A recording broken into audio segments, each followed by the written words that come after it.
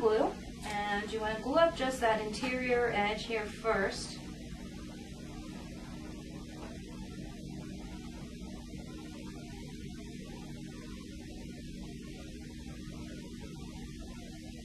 And then carefully stand it up on its edge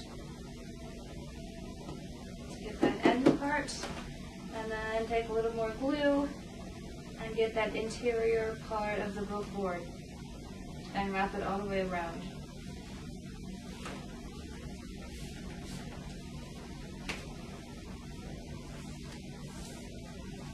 So you'll do this with both sides of your book board.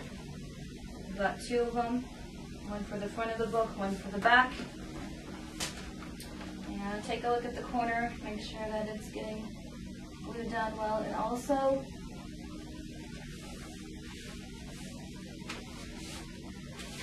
so at this point, what you need to do is actually weight it down until it dries. Because you see here, it's actually warped a little bit. And so as it dries, if I weight it down, that warping is going to go away. But in order to weight it, you're going to need some wax paper.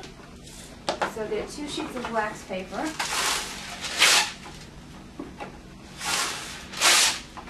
I believe I may have forgotten the wax paper on my supplies listing before. But this is something that you can get pretty easily at the grocery store. And then just take your history books again and weight it down and let it dry. And the other thing that needs to be done in preparation for making our book is to create something that is basically called a book bed. And it's just made out of scrap cardboard. So I just cut up this box that I had gotten some items shipped in.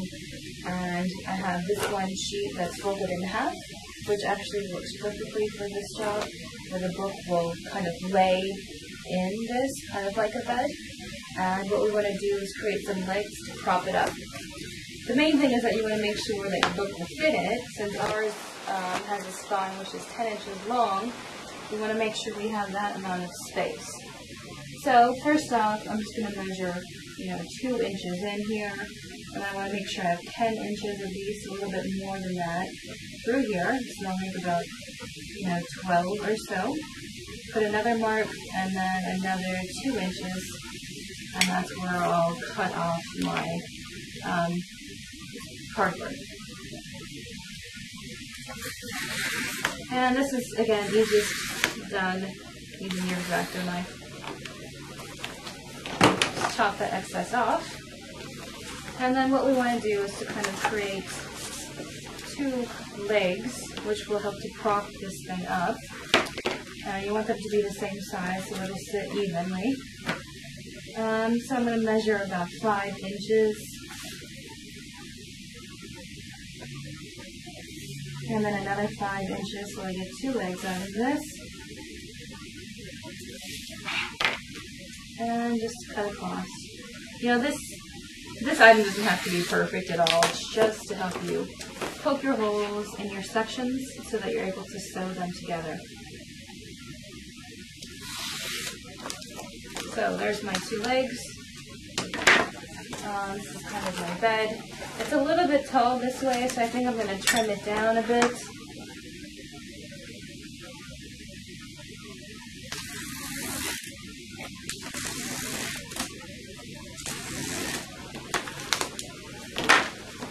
And then what you want to do is to create slots where you can slide these legs that we created.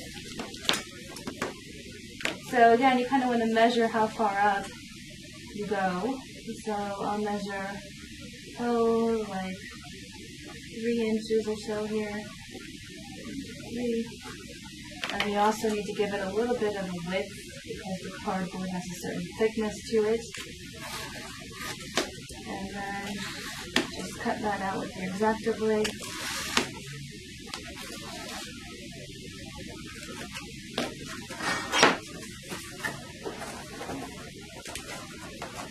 And what you'll end up with is a slot that you'll fit the legs into. It'll look a little bit like that. So you'll do that on both sides.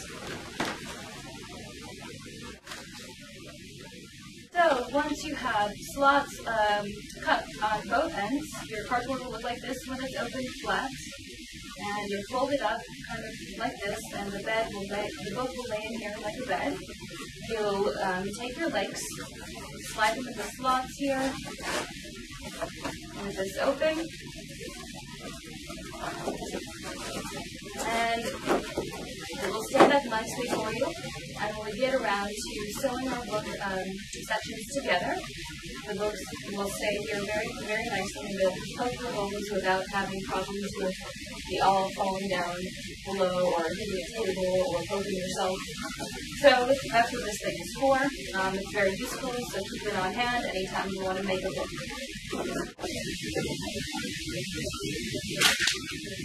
So while we're letting our books kind of rest underneath some heavy weight and letting those creases settle in, I'll show you a few other handmade books that I've done and give you a better idea of how this is going to come together.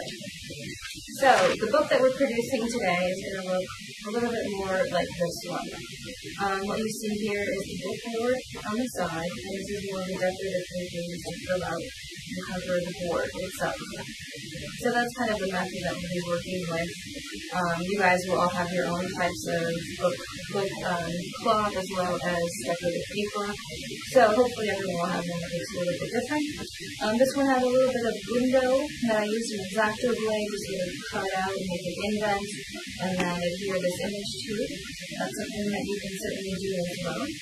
But you can see, if you look from the top here, there's several different sections. We have 1, 2, 3, 4, 5, 6 sections in this book, which were all sewn together using this type of binding style. This is called a link stitch.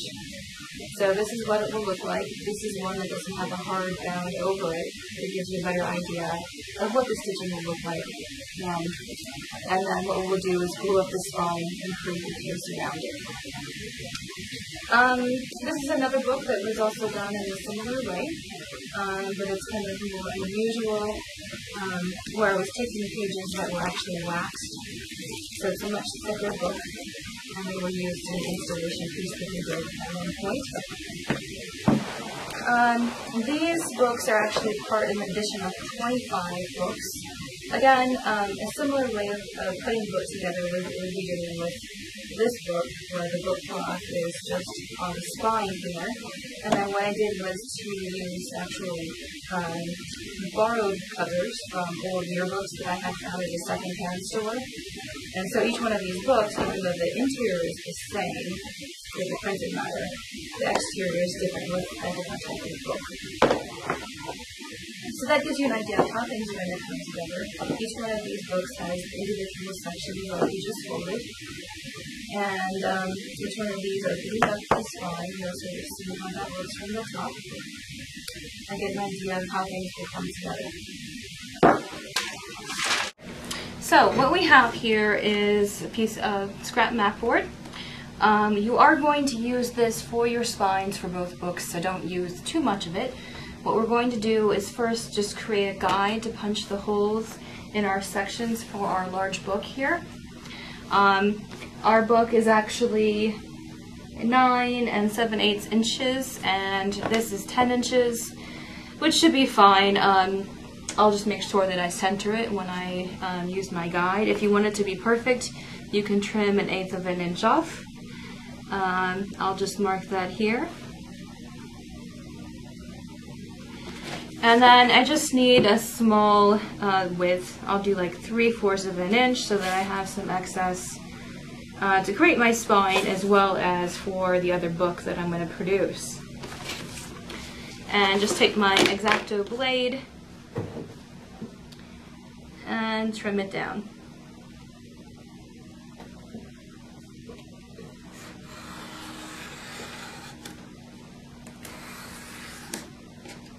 Again, you want to make sure that you don't forget to put something underneath so you're not cutting into your table and ruining it.